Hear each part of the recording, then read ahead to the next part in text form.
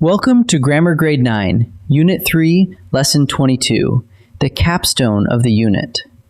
Over the last 3 lessons, we studied 3 verbal phrases: participial, gerund, and infinitive. They look alike, they all come from verbs, and 2 of them even share the very same ing ending. Today, we line all 3 up side by side and learn a reliable way to tell them apart. Let's get started. Welcome to the capstone of Unit 3. Over the last 3 lessons, we met 3 special phrases: the participial phrase, the gerund phrase, and the infinitive phrase. They're called verbals, and here's the thread that ties them together. All 3 come from verbs, but none of them actually act as a verb in the sentence. Instead, a participle works as an adjective, describing a noun. A gerund works as a noun, and an infinitive is the flexible one. It can work as a noun, an adjective, or an adverb. So how do you tell them apart? You look at 2 things: their form and their job. Let's start with form, the way each verbal looks on the page. An infinitive is the easiest to spot. It's the word to plus a verb, like to sketch or to explore. A participle takes one of 2 shapes. It ends in ing, like sketching, or in ed, like painted. And a gerund always ends in ing, like sketching. Now look closely, because here's the catch that trips everyone up. Ing all by itself can't decide anything, since 2 of our 3 verbals share it. Form gets you started, but it won't finish the job. So when you see an ing phrase, how do you know if it's a gerund or a participle? You ask what job it's doing. Watch this pair. Sketching the skyline calmed her nerves. Here, that phrase is the subject of the sentence. It's the thing that calmed her nerves, which is a noun's job, so it's a gerund.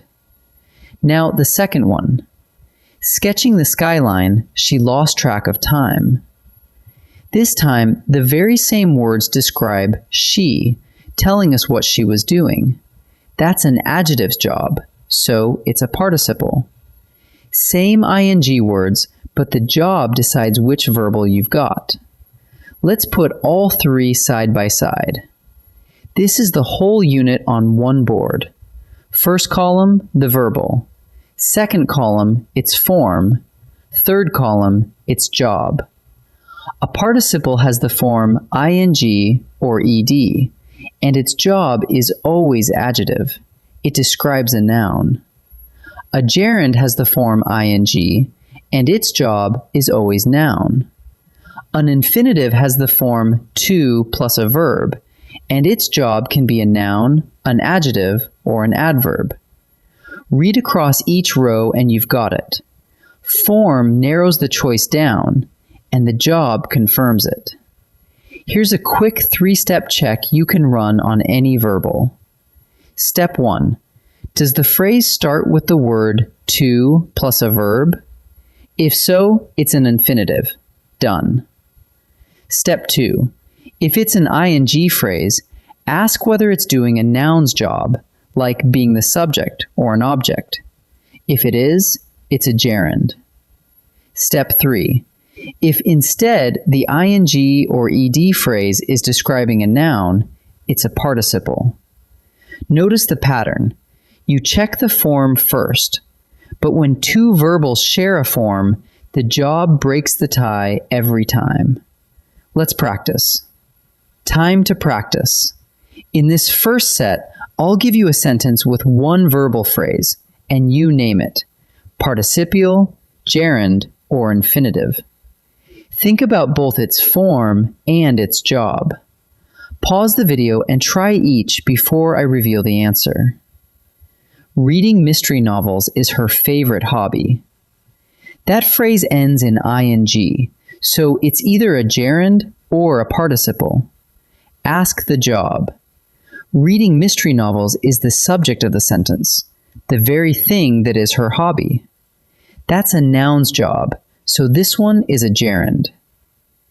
The runner stretching by the gate is my cousin. Again, we have an ing phrase, so we check the job. Stretching by the gate isn't the subject. The runner is.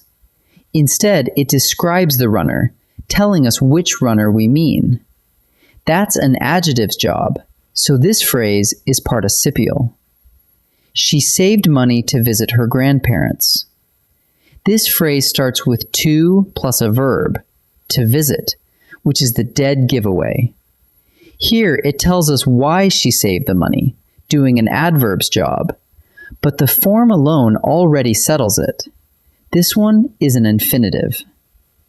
This second set zooms in on the hardest call of all, the ing phrases. Every sentence here has one, and it's either a gerund doing a noun's job or a participle describing a noun. Read carefully and decide. Pause and try each before I answer. Jogging every morning improved his mood. Is that ing phrase doing a noun's job or an adjective's job? Jogging every morning is the subject. It's the thing that improved his mood. Since it's acting as a noun, this one is a gerund. Jogging along the trail, Maya spotted a deer. Same opening word, but watch the job. Jogging along the trail isn't the subject. Maya is. The phrase describes Maya, telling us what she was doing as she spotted the deer. That's an adjective's job, so this one is participial. The committee enjoys hosting the annual fair. Here, the ing phrase, hosting the annual fair, isn't describing anyone. It's what the committee enjoys. That makes it the direct object of the verb enjoys, which is a noun's job. So this phrase is a gerund. Let's gather up the whole unit. All three verbals come from verbs, but none of them act as a verb. A participle works as an adjective, a gerund works as a noun, and an infinitive works flexibly as a noun, an adjective, or an adverb. Form gives you the first clue. To plus a verb is an infinitive, while ing and ed point toward participles and gerunds. And when an ing phrase could go either way, the job settles it. If it's doing a noun's job, it's a gerund, and if it's describing a noun, it's a participle. Form first, then job. That's the whole secret. Great work finishing Unit 3. I'll see you in the next one.